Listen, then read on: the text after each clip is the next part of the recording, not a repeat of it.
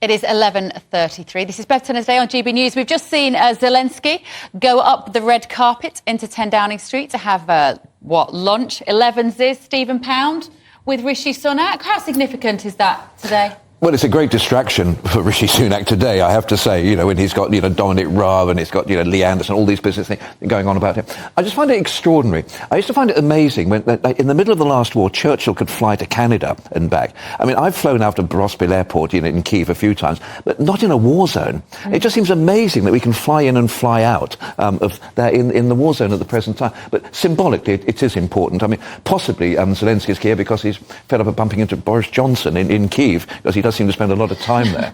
It definitely looked a little, Emma Webb, I don't know whether you agree with me, that Rishi Sunak enthusiastically greeting Zelenskyy on the tarmac, he's always got Boris Johnson slightly in his periphery, hasn't he? Look, I'm mates with him as well. I'm more mates than you, Boris. Am I too cynical? No, that's exactly what I thought.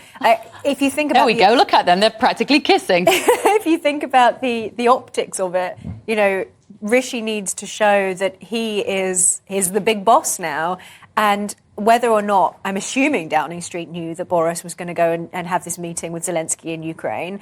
Whether they did or they didn't, of course, Rishi is going to have to do something similar. And the only way that you can really warm up that is by having Zelenskyy come to your home and actually be here on British soil. So I think that Rishi is obviously trying to send a particular message here. He's sending a message about the UK, its role in the world. He's sending a message about his relationship with Zelenskyy. And importantly, I think showing the continuity of the relationship within the Conservative Party, within the government with Zelenskyy, so that it's clear that it's not just a good relationship that he has with one person, Boris Johnson, that this is something that is ongoing and against the backdrop of what's been going on with German tanks and so on, to show that we really are at the forefront of this. Do people want us to be at the forefront of this, Stephen? I think by and large they do, because at the moment it hasn't impacted too massively on us. At the moment it's perceived as there's an existential threat against a European country, and I think people naturally, in this country, we have a tradition of standing up for people who get invaded. I think that's something to be proud of.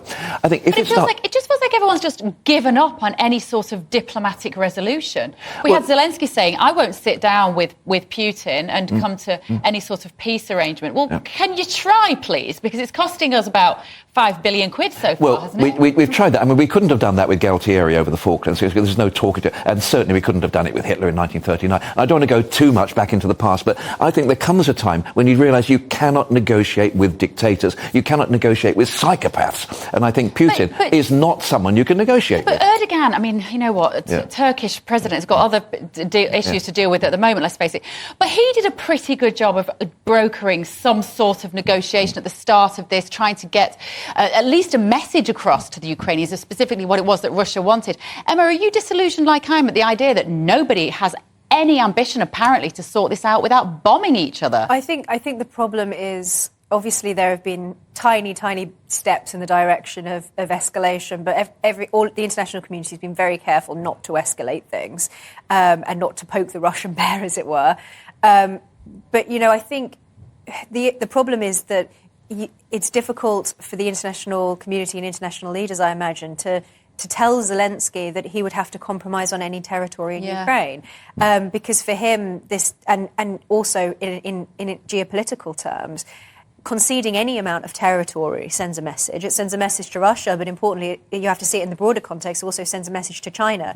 And so whatever happens, whatever decision is taken, whether it is militarily or diplomatic, we have to ensure that we're sending the right message to countries like China, which we've just seen them sending these spy balloons over Latin America and the United States. There's a risk of international escalation as well that has to be considered. So obviously it's something that needs to be carefully balanced. But when you're talking about somebody like Vladimir Putin or you're talking about Xi Jinping, these are strong men who only understand strength. They don't understand softly or respect that at all. And so there's an element of a psychological game involved here as well.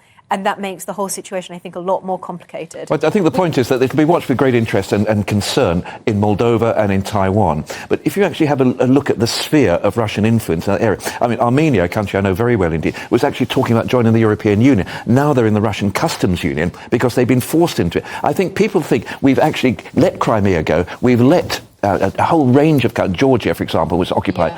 This is where we stop. And when you say we're looking at the images here. I'm sorry, but Zelensky can buy another outfit which is not combat fatigues. He's going to see the Prime Minister. Why is he wearing his green cargo pants and his green sweatshirt? That, for me, is just odd and inappropriate. Politics is optics. International politics is optics. He's not actually in a war zone right now. Why can't he put a suit and tie on? Well, Churchill used to wear a boiler suit all the time when he was walking around London during the Blitz. He used to wear a boiler suit It's actually called a siren suit. It was like a zip-up suit. But we were being bombed at that point. Yes, we were. Good spot. We're not being... he's at no risk of getting his suit dirty in Downing Street today. Well, there are parts of London. It's not his image, is it? To be fair on Zelensky, it's not his image. I think people would be confused to see him in a suit, wouldn't they? But we shouldn't be, though, should we? Because it really plays into this idea that he's acting a role and that he doesn't want this to end and that this is working somehow in the favour of Ukraine and their bigger ambition to be part of NATO and be part of EU. And if he's constantly casting himself as the victim, and don't get me wrong, the people, the civilians whose lives have been trashed and lost in this war is appalling. But we have to draw a distinction between them and Zelensky rocking up dressed like he's on a war zone going to 10 Downing Street for lunch. To clarify my point, though, I think that Zelensky has a purpose when it comes to any of his meetings with any international leaders, and particularly in front of the 10 Downing Street door, that is a photo op. And the message that he wants to send to the public as well as to the international community and world leaders is that Ukraine is in a state of crisis, it's under imminent threat. And so if he turns up in his military fatigues, I presume that's the thinking. But him and his wife did a front magazine cover for Tatler recently, and he was still in his green outfit. They were in a photo studio. You're telling me he hasn't got a wardrobe department that can't give him a suit? What would have been truly weird would be, of course, if Rishi Sunak had actually dressed down to match him. I mean, could you imagine that? They're about the same size, aren't they? They could swap clothes, the two of them. But it is extraordinary, and I just think I'd love to know what you think at home. gbviews at gbnews.uk. What does this say to you? Is it, as I was discussing just earlier with Michael Fabricant, is it continuing to whet your appetite for increased and continued funding of the war from taxpayers' money? Because I do think that is an issue. And I'm not entirely sure that the public are currently have Ukraine in their hearts, Emma, like we did at the beginning. No, I think people have tired of it, as we always do, particularly when you have wall-to-wall coverage on any given topic. People get exhausted. Yeah. We're seeing images here. These were only moments ago inside Downing Street in front of the beautiful mantelpiece. Within Downing Street, we've got the Union Jack on one side and the Ukrainian flag on the other. Rishi Sunak in his shirt and tie and his usual navy blue suit, and Zelensky in his green sweatshirt and his green combat pants and his necklace round his neck. Just chatting in front of the assembled press and the photographers. We don't know what they're saying at this particular point, but I think we understand, Stephen, that Zelensky is going to make a statement in the House of Commons at some point today. Well, he's actually going to address both houses in Westminster Hall in the same way that Aung San Suu Kyi and Pope Benedict and Bill Clinton and many people have done. What he will be looking for is two things. One is materiel, because he's already got the Challenger tanks. We talk about the Leopard tanks. The Challenger is a very, very good piece of kit. He's now actually looking for combat aircraft as well.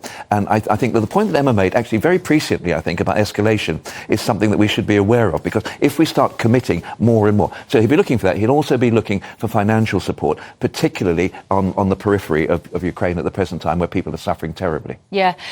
He's obviously zoomed in to Parliament before, Emma. He made a statement on screen to Parliament. How significant is it that he's doing this in person?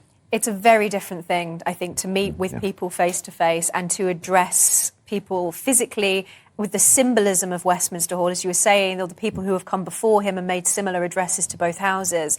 It's politically significant for him. It's historically significant. And like I said, Zelensky has a purpose in his diplomatic relations. He's trying to get more intervention in Ukraine. He's trying to get more kit. He's trying to get more support financially and otherwise militarily. And to some degree, Zelenskyy has not an interest in escalation, but he has more of an interest in pushing the boundaries because he wants to ensure that Ukraine gets all of its territory back and doesn't make any compromises with Russia. And so I think you have to look at this in the context of Ukraine's own strategy. And it's also symbolic, not just in relation to the UK, but also in relation to the rest of Europe. Because, as I say, Britain has taken the lead on this. And so by addressing parliamentarians and having meetings, as he will obviously be doing, with people in person, that sends a message to other European leaders that they need to get themselves sorted out in terms of supporting what Zelenskyy is asking for. So whether you agree with what he wants or not, I think that's, for him, that will be the purpose of this trip. We've got some more images. Oh, it's just him walking out of the room. I don't know where he was going. In front of the Robert walked out the door. I think we should actually be giving credit to Poland as well. I think Britain, United Kingdom, but the Poles have taken an enormous number of people, and also because don't forget that Lvov was part of Poland until the last war. So there's a very, very close thing. When you go to Ukraine, I find quite extra. If you drive across the country from east to west, they speak Russian first of all, then Ukrainian, but then Polish.